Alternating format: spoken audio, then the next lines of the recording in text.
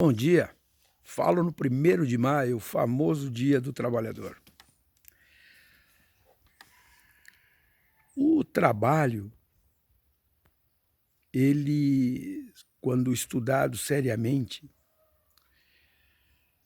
ele organiza a civilização. Os processos de divisão do trabalho, eles organizaram a civilização em todos os tempos. Desde os períodos pré-capitalistas, né, o capitalismo ele acaba surgindo em Veneza. Se formos ver do ponto de vista histórico, como conceito de acumulação, né? Porque as acumulações anteriores, elas tinham um sentido que não era simplesmente o sentido de ter, de possuir, de deter a propriedade, não. O valor ele era gerado para outras finalidades, as finalidades de contemplação, de poder político e coisas do tipo. A partir da mercância, né, daqueles povos que passam a dominar os mares, a criar os fluxos de mercadorias, e a partir de um processo que simplesmente tem na acumulação do capital a finalidade de gerar mais capital, surge o que nós conhecemos hoje como capitalismo, que depois vai ser teorizado de várias formas. Adam Smith, John Locke, David Ricardo, e aí vem mais um montão de gente. Mas o importante nisso tudo é que o trabalho, a força de trabalho, ela vem e molda a civilização, especialmente a civilização desta última quadra histórica que vivemos. As revoluções comerciais, industriais, agora a revolução digital, ela remodela fundamentalmente este espaço, que é o espaço da organização do trabalho. E o trabalho, como bem estudado por Marx, e Marx, acreditem, é muito estudado por grandes capitalistas sérios, liberais sérios, não deixam de estudar Marx. Ele compreende a função do trabalho no processo de acumulação do capital. Gostem, não gostem, isso é uma bobagem. Quem não gosta, não gosta. Quem gosta, gosta. Bom, quem estuda, estuda e tá bem. Pode ter opiniões diferentes destes ou daqueles teóricos que pensam sobre isso. Mas o que eu quero dizer para vocês é que o Dia do Trabalhador, isso é uma inflexão ideológica. Quando eu falo do trabalhador, eu estou falando daquele que tem a mão de obra consigo. Existem aqueles outros que chamam de Dia do Trabalho. Dia do Trabalho tem uma inflexão ideológica que acaba fixando o trabalho como um elemento natural e simplesmente componente da nossa sociedade, como se não houvesse uma subordinação. Mas, na verdade, o que isso vai representar, e Marx, por exemplo, quando vai criar a expressão classe média, ele exatamente vai dizer isso. Quem tem o trabalho, né, está numa ponta da relação. Quem tem o capital, os meios de produção, está na outra ponta da relação. Neste meio, na middle class, existe um grupo de pessoas que são prestadores de serviço, que não tem nem capital e nem o trabalho, exclusivamente. Porque eles dependem de um e de outro para a sua existência, fundamentalmente na prestação de serviços, médicos, advogados, etc, etc. Então, compreender esta complexidade é fundamental para que nós possamos perceber o que vai acontecer daqui para frente. Do ponto de vista político, as disputas se estabelecem fundamentalmente a partir do trabalho.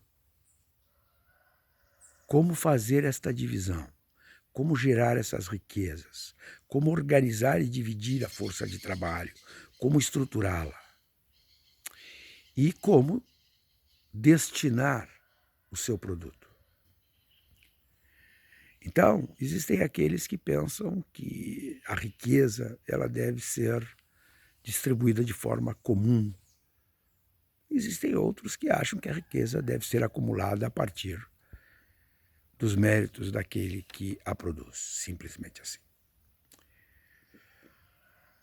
Então, que este Dia do Trabalhador sirva para reflexão. As coisas não acontecem porque existe uma lata de bosta que preside o Brasil. Não. O furo é bem mais embaixo. E uma coisa é certa.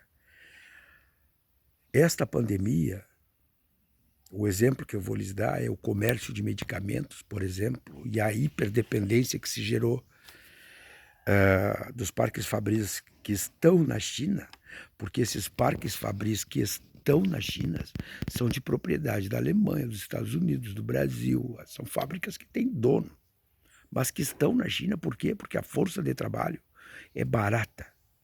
Se a força de trabalho é barata, o valor que se agrega é maior, a mais-valia, o lucro é maior. E com a hiperdependência, as nações e líderes que até ontem eram ultraliberais começaram a modificar de posição, publicamente. Macron, o Boris Johnson, Angela Merkel, começaram a mudar de posição. Por quê? Porque não é possível que as nações fiquem reféns do capital. Outro dado é a questão dos alimentos. O mundo produz 2 vezes mais alimentos do que a sua população precisa. Ao mesmo tempo, milhões e milhões de pessoas morrem de fome. Por quê? Porque o alimento, neste mundo, não é tratado como alimento. Ele é tratado como mercadoria, como commodity. Assim como o medicamento passou a ser tratado. Commodity. Assim como a energia é tratada. Commodity. Mercadoria. Não importa se as pessoas precisam ou não. Importa é o valor, o preço que isso vai ser construído num lugar chamado mercado. E esses imbecilóides que falam da mão do mercado, o mercado como capacidade de regulação completa da vida das pessoas, os imbecilóides, eles vão continuar imbecilóides. Não tem saída. Agora, quem tem responsabilidade com o próprio capital, começa a repensar. Vejam, por exemplo, o que já se faz a vida inteira. Tu acha que os Estados Unidos produzem munição para suas insumos para suas bombas na China? Não, né? Isso tudo é feito dentro de casa. Por quê? Porque eles não podem depender da China para fazer a guerra. Agora, para fazer a saúde, para dar a energia, para dar a comida, bom, aí o critério é onde está a mão de obra barata. Onde isso entra para compor as relações de poder no país. Pois. E a partir destas coisas nós podemos refletir. Por exemplo, o Brasil não tem elites. Por quê? Porque a elite é aquela camada da sociedade que pensa estrategicamente os rumos do seu país, da sua nação, dos seus negócios. O Brasil, o que ele tem são endinheirados. Meia dúzia de pessoas que têm fortuna. 6 pessoas têm 40% da riqueza brasileira. 6 brasileiros. Então, essa desigualdade catastrófica que sempre houve, ela agora simplesmente ela foi escarrada nas nossas caras. Tem gente que não quer ver.